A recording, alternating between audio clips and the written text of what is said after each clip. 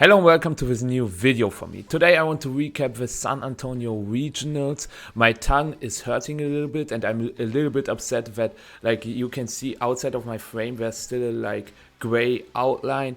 I couldn't fix it yet because I wanted to record this first because I don't have a lot of time. I will fix it until next time. I hope it is not a big issue for you. Today I want to talk about the results of the San Antonio regional and why, for example, Calyrex-Ice had such a high usage in day 2 in Top Cut. We will talk about that. But before we talk about the metagame itself, first I want to feature creative teams that had really good results across the weekend. Obviously, there are also teams, these are just worth mentioning, but for example, the one from Michael Zhang with Boot Bonnet and Walking Wake, he made it to top 32 with it, had a win it and lost it unfortunately, but that's a crazy team for sure. There are also other really cool teams, but I'm featuring 4 highlights today. So first of all, we have a team that didn't make it to day 2, but it got to top 128. So it got as many points as as some of the top or as some of the day 2 players as well. It had a 5-3 record, but it got the same amount of points as some people who got a 7-4 record. And that is the team from Alvin Moe.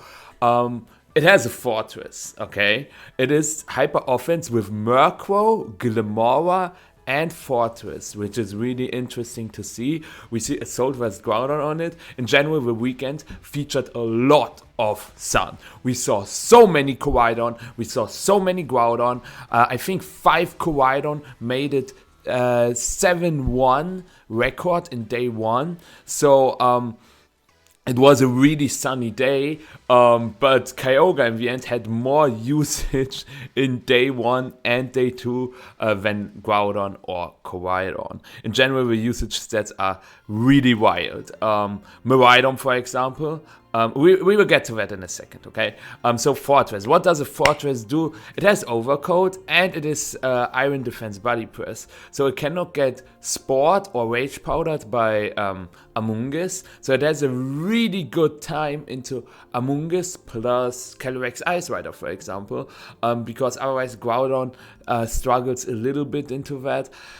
You gotta be careful because Fortress takes too much damage from something like a Thunderbolt if there's a Raging Bolt on the field, but you also got Follow Me support from Ogapon, and I thought it's just worth mentioning that the Fortress made it almost to day 2. Then we've got a Necrozma Dusk main, finishing 5-3 and 7-4, so it had 1 day 2 appearance, and it also has a Frosmoth on the team. Sunsteel Strike, Photon Geyser, Treatment Protect, Necrozma Dusk main with Terra Normal. It has really good stats, but nobody used it because the typing is kinda because you cannot hit Incineroar very well, at least with your stabs, and we don't have a coverage move on this Necrozma as well. But Prism Armor is also a really nice ability because you get less damage from super effective attacks. I still don't know why you should run Necrozma, but it made it to day 2, had 2 really good runs. Ben Immersion and Zac Immersion used it. Zac Immersion made it to day 2, and the Frosmoth is not bad because Ice Scales. It has a really good special defense because of Ice Scales. It takes less damage. Technically, it's not the special defense, but special hits get reduced in general. For example, Psyshock, that goes into the physical defense of Frosmoth, still does only half the damage because it's a special move. So it is not really double special defense. It's rather the normal special defense, but you take less damage from special attacks. And it is one of the few White Guard users that resist all of Calyrex-Ice's moves, like Glacial Lance, High Horsepower. Some run close combat, you gotta be careful against those, but still Frosmoth is pretty cool. And then, like, these 2 teams that I'm showing you right now, unbelievable.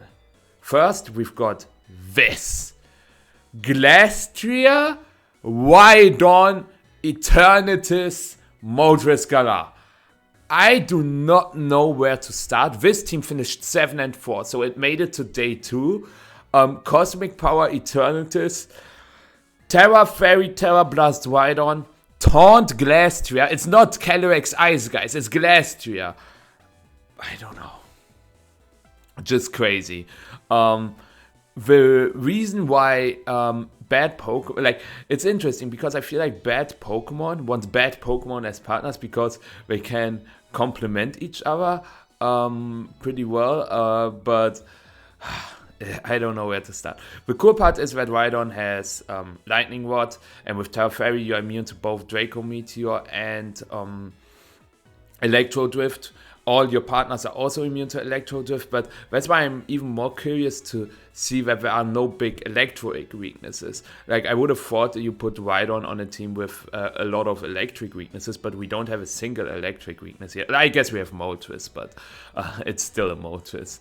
Moltres Galar is pretty cool because it has a good matchup into Calyrex-Ice and Calyrex-Shadow, so you kind of pick Pokemon that are very, very, very good in certain matchups, like Rhydon for Rhydon matchup, Moltres Galar for Calyrex-Shadow and Calyrex-Ice, and then against Zamazenta you have the Eternatus and the Amoonguss. I guess this was like the approach, but the funny part is just, if you bring your best Pokemon, let's say it's Grimmsnarl, Amoonguss, Eternatus, then you're still left with either Glastria, Rhydon or Moltres, which is just really wild to me. And that team finished 7-4, and I think Rhydon has a place in the meta. I'm not convinced on Glacier and Moltres, but yeah, I will not do a Rhydon joke, by the way. But you know what? There was a second Rhydon in day 2.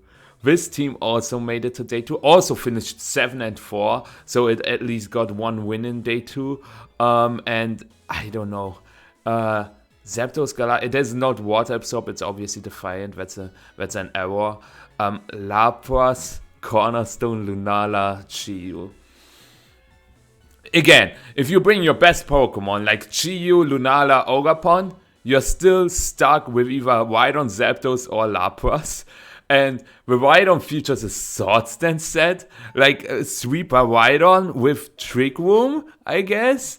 And also with Chi-Yu, there are like 2 special attackers. One of them is Lunala, who doesn't really like the Beats of Wind because it's very bulky, so getting a reduced Spadef on your own restrictor is kind of bad. And the other Pokemon is Lapras. Is like Beats of Wind, Lapras a thing now? I don't know. Like, again, Rhydon for the Miraidon matchup, Lapras for the Kyogre matchup, Zapdos Galar against like Rillaboom, Incineroar stuff. But I'm not sure what the Terra type on the Zapdos was. It looks like it only took the moves, but it's like the ability and the Terra type from the Lapras. It could also be Terra Fire just to be immune to Will-O-Wisp and resist Glacial Lance and stuff. But the cool part here is, other than the Rhydon team, is that you also got White Guard here with Lunala. So if you have Terra Fairy Rhydon with White Guard support, Rhydon can literally do nothing against you.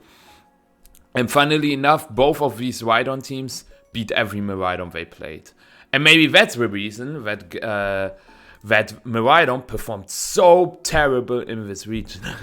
Because the best placing Miraidon team, I made a quiz on my Twitter and nobody guessed it right. There's only one single Miraidon in top 32. And the Miraidon in top 32 is... Wait, where's the Miraidon? Wait. There was a Miraidon in top 32 the last time I checked. We can check it here, Miraidon. Yeah, Chase Libbert had a win it in against Justin Tang on stream, but that's the only Miraidon in top 32.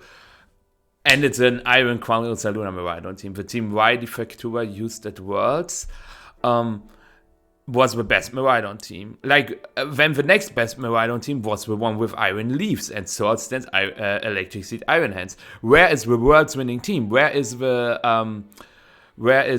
Birmingham regional winning team? Aaron Trailer was the only one who finished top 64 with that team, and that just shows that the meta is really volatile, which means it can change up a lot in just a week. And it does not mean that Rhydon is a fraud now and everyone should disrespect Rhydon. That is not correct. It was just that this tournament was not made for Rhydon. But the tournament was made for Calyrex-Ice. There were, I think, 20 teams were in top cut here, top 20, and 8 Calyrex-Ice were in top cut. So it had the insane conversion rate of 40% top cut usage. Then we also have 3 Kyogre, 2 Calyrex-Shadow, 2 Koraidon, 1 Groudon, 2 Zamazenta, 1 Terrapagos, and 1 Zacian. And why is this Calyrex-Ice team so good? The one from Justin Tang and Shiliang Tang. They had a mirror match, full mirror, in the finals. Shiliang versus Justin. Really cool finals. I can really recommend watching it. And the team is just so sick. But why is the team so sick? In general, you can also find the paste on Shiliang's Twitter. They posted the team there. And why is the team so good? Surprise. Surprise doesn't always win tournaments, but since you play open teamship format, you cannot really surprise your opponent with unconventional strategies, or like Smeargle isn't as good in open team sheet as in closed team sheet, for example. But you can surprise your opponent with spreads. If your opponent doesn't have the way to know your spread, because they usually don't, you can catch them off guard if your Pokemon are either faster than usual, or bulkier than usual, or stronger than usual.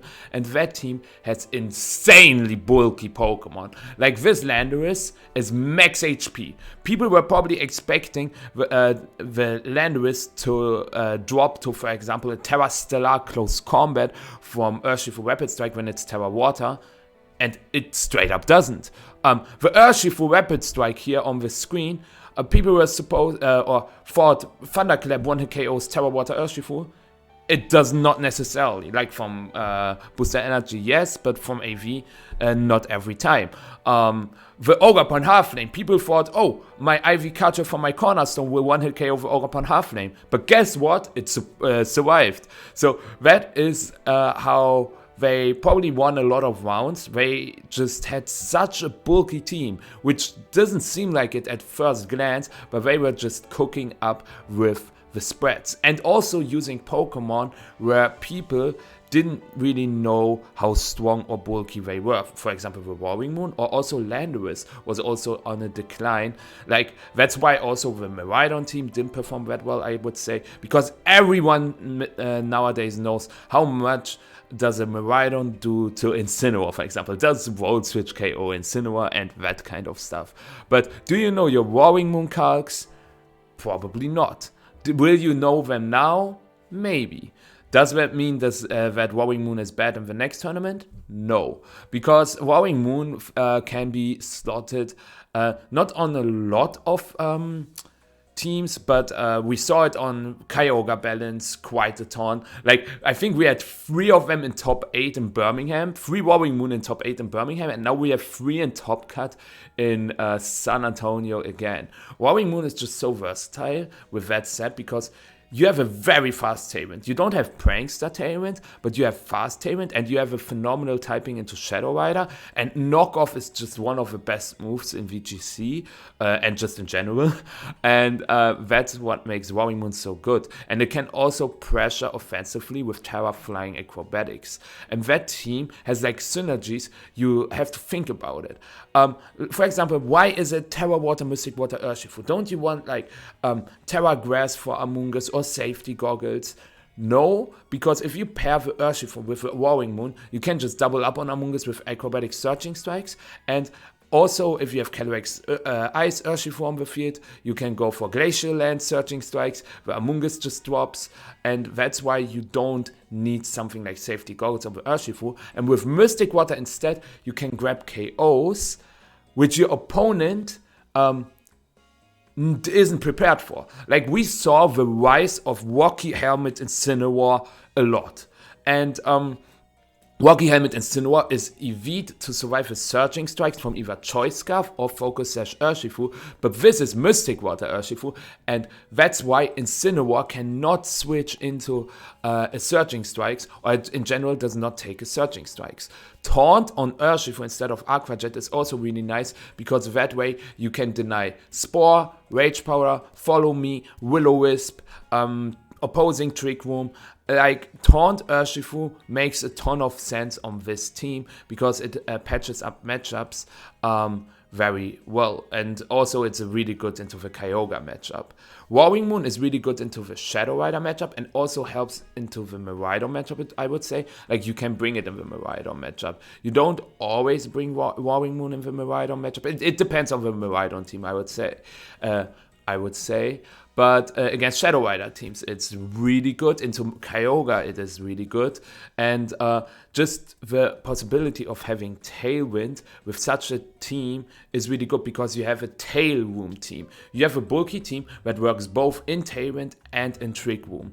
And that makes that team so versatile. And Warring Moon is also really good against grass types again, and as I said, Knockoff is just a phenomenal move. Amoonguss is the best partner for Calyrex-Ice, and you have double redirection here, which is also really nice, because then you can, against some teams, you can just click Follow Me, Glacial Lance, Spore, Rage Powder, Glacial Lance, and win the game that way. Against Rhydon, for example, that can work. That Amoonguss is also really good into Rhydon, because with Terra Fairy you can redirect Draco Meteor, you survive Electro Drift, and Covered Cloak is really good because sometimes people want to stop Amoonguss by clicking Fake Out, and you deny Shadow Ball Spadaf drops, you deny Dark Pulse flinches, you deny Icicle Crash flinches from Chiempao. In general, Covered Cloak is a really good item on Amoonguss, and that's why they chose it here. Landorus Eye with Tower Water is super good, because you kind of create a, how do you call it? Like, Bolt Beam coverage is Thunderbolt Ice Beam. Ground, like Earth Power Ice Beam, do you call it Earth Beam coverage then? Let's say Earth Beam. You have Earth Beam coverage, which is insane, because Ground is really good offensively. There are just 3 types that are annoying for Ground. Bug, there are no bugs in the meta. Flying and Grass. And you know what the weakness is of Flying and Grass? Ice. So sometimes you can just click Trick Room with your Calyrex-Ice, and that's why the Landorus is also a little slower than usual, because that Landorus is supposed to also work in Trick Room, because you set up Trick Room with your Calyrex-Ice, and then you just spam Glacial Lance, Sensei Storm, Glacial Lance, Sensei Storm, or Earth Power. And Landorus also fixes up some issues that the team otherwise would have. For example, Zamazenta. Zamazenta isn't great for the other 4, but Landorus just fixes that perfectly, and that's why it's on the team, and a really, really sick pick. And Ogapon Half-Flame, Max First Death Ogapon Half-Flame is such a carry. We saw Max First Death Half-Flame at Worlds part-time, and I think Max Fist of Ogapon Half-Flame is really good in the Ice Rider matchup. You also take a Terra Water Surging Strikes from Urshifu, you survive Surging Strikes in Rain. Like, Max Fist of Ogapon swings the momentum so much. You gotta keep in mind that you are slower than Urshifu and also Chiyu and stuff, but that trade is worth it, because you still have Tailwind and Trick Room support, and that Ogapon isn't supposed to get the KOs. It's more of a supporter kit, because you have really strong Pokemon already with Calyrex-Ice, Life Orb, Landorus, Mystic Water, Urshifu, so you don't have to rely on every single Pokemon to do damage, and that's why it's a supporter Ogapon. And that team, I think this will be the most relevant team going into the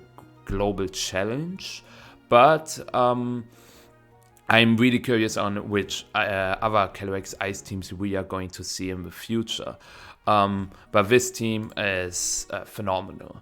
Then we see Davai C's team, also made it to top 4 with a very annoying Tinglu Dondozo combination, but Tinglu Dondozo is really nice, especially with Calyrex-Shadow and Whimsicott, Ogapon Half-Flame, and Urshifu. So why is it that good.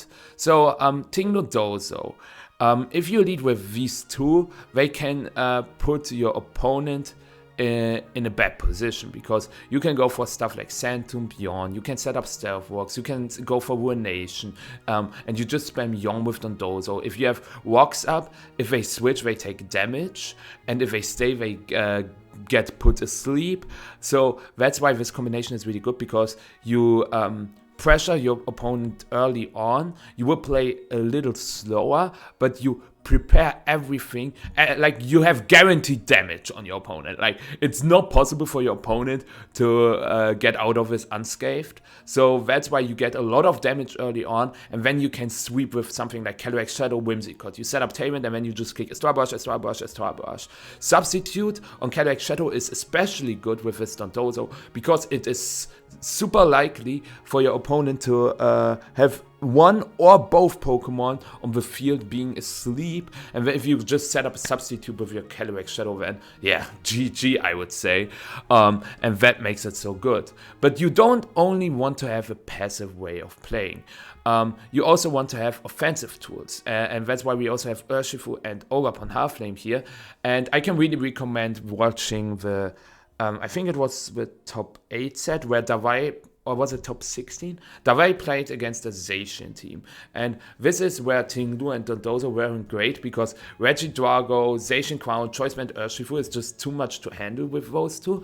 And Davai saw that and adjusted accordingly by just going with the 4 offensive pieces. Just Ogapon Whimsy lead with Urshifu Calyrex back in game 1, and I think Whimsy Urshifu lead and Ogapon Calyrex in the back game 2. And that is also really cool, that you have like multiple ways of playing this team. You can, as I said, play it slow with Dondozo Tinglu and then try to sweep later on with Calyrex, or you start going into the offense.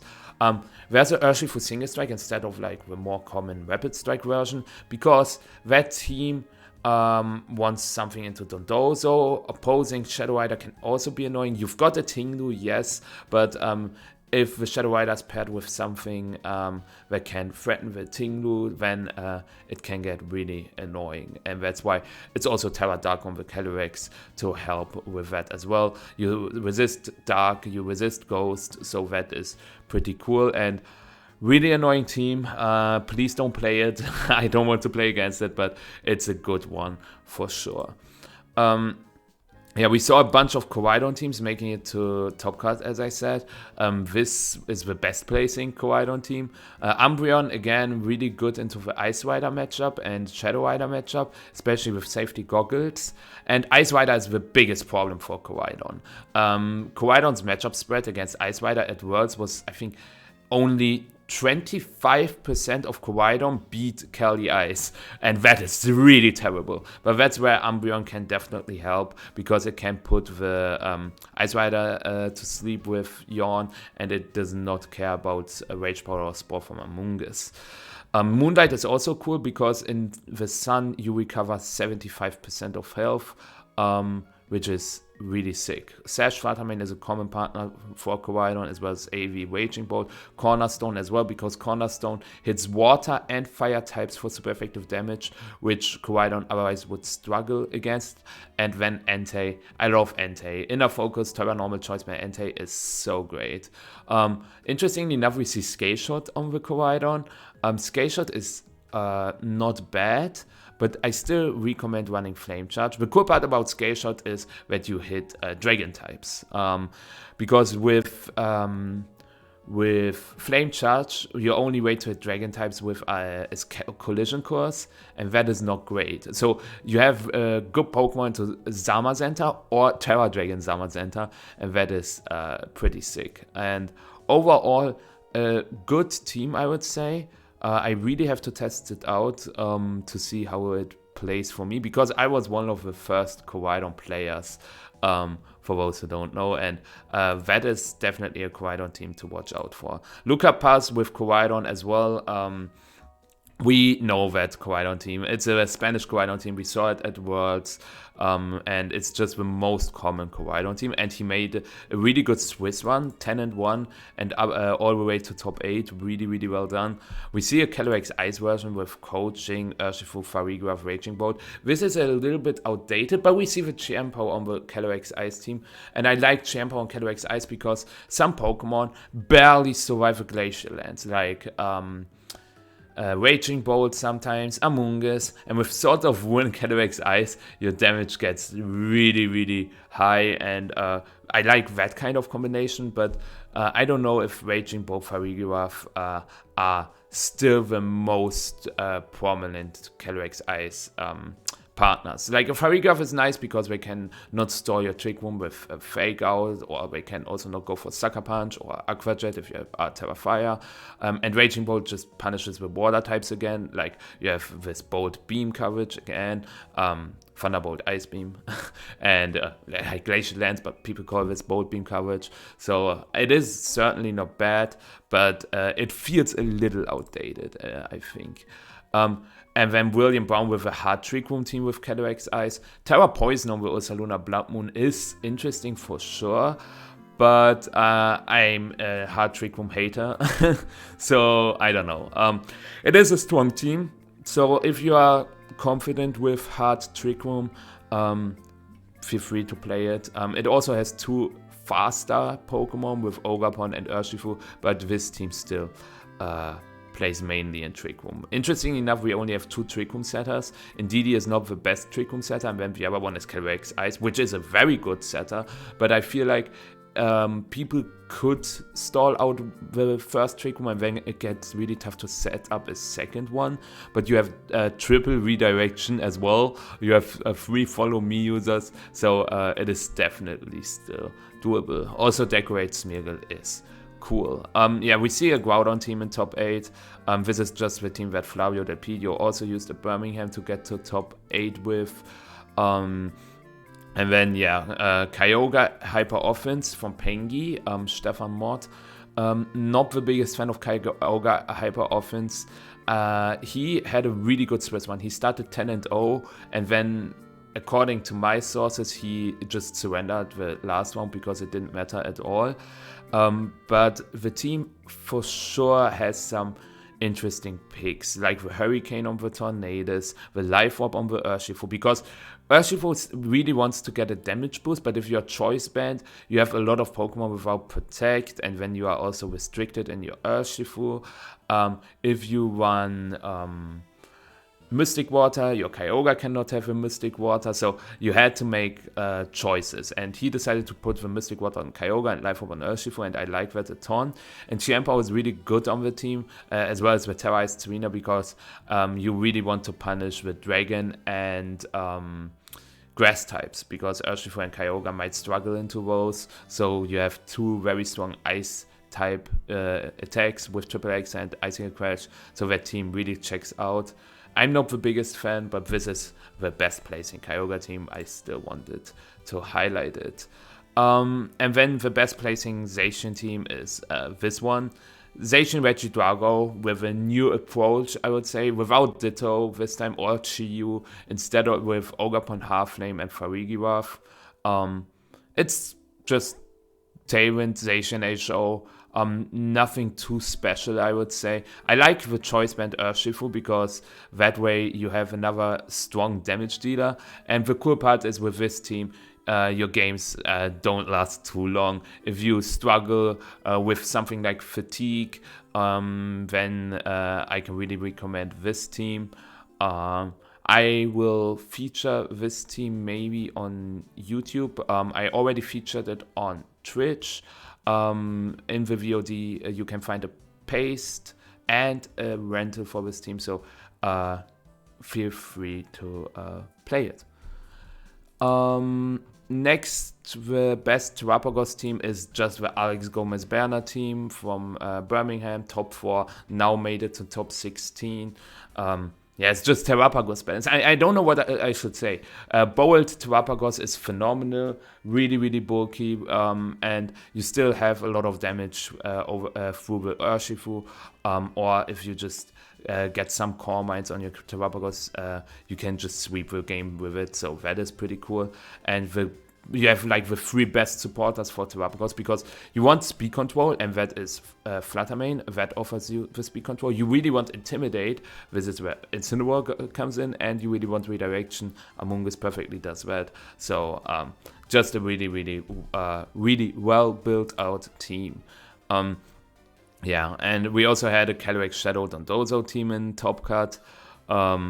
And then Chase Mateo with the same team as Pengi also making it into the Top Cut. Zamazenta, the best placing Zamazenta team is, I think, it's Diego Aguirre.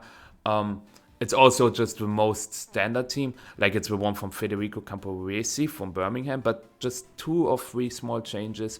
We see Protect on the Fluttermane instead of Icy Wind, and I think Protect is good, but Icy Wind is also good. So I think I would never drop Protect on Fluttermane. I would rather drop Thunder Wave. You need one sort of speed control, Icy Wind or Thunder Wave.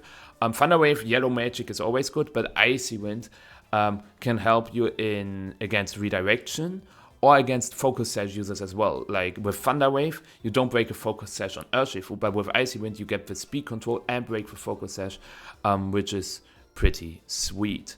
And we see Raging Bull without the Assault Vest, but with Safety Goggles instead. Makes sense, because the team otherwise would only have 1 Spoil Immunity. Also no Taunt on the Fluttermane, so you really want another Spoil Immunity, and this is where Raging Bull can help out the Taunt. Terra Water is really nice in the Kyogre matchup, because you resist both Ice Beam and Origin Pulse then.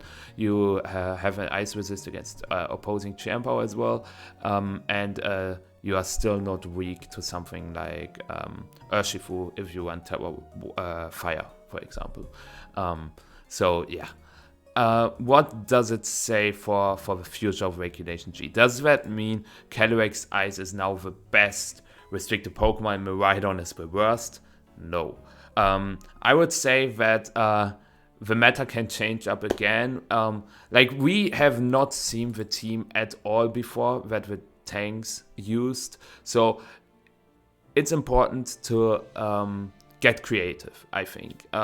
You can obviously still use a team that is very well known, but always keep in mind that you will have a disadvantage if you go into a tournament and you play a known team and your opponent has a surprising team. You will always be at a disadvantage, because they probably know your spreads, they know your strats and everything, and you have to adjust to it. Because if you get the team sheet and you read Roaring Moon, Landorus Eye, then you have only 90 seconds for game 1 to adjust the game plan, and that can be really, really tough. So yeah, as I said, surprise is a huge element. But yeah, what are the best Pokemon non-restricted? Again, Among Us is the 2nd most used Pokemon, both in Top Cut and in Day 2.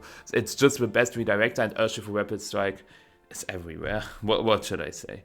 But yeah, no, like, I would say there are no super surprising Pokemon in the Top Cut. Like, there's one Entei, there are 2 Serena, but I would say the Top Cut doesn't look too surprising. Just the results of the Top Cut were crazy, and that we had 8 Calyrex-Ice. What do you think? Like, the next tournament is in 2 weeks or 1.5 weeks. It's Merida. Do you think Calyrex-Ice will win the tournament again? Will this be the comeback of Miraidon, or maybe something entirely else? This was also the tournament of Koraidon. I think Koraidon never did that well, unfortunately.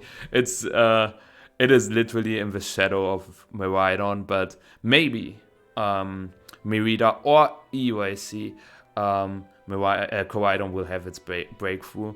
Let me know what you think about the current meta. Let me know what of these teams is your favorite one.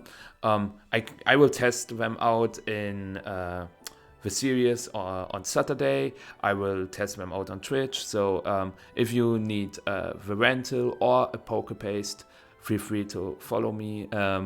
And that being said, I hope you enjoyed this small recap. And yeah, I still have to fix my layout. Anyways, see you next time.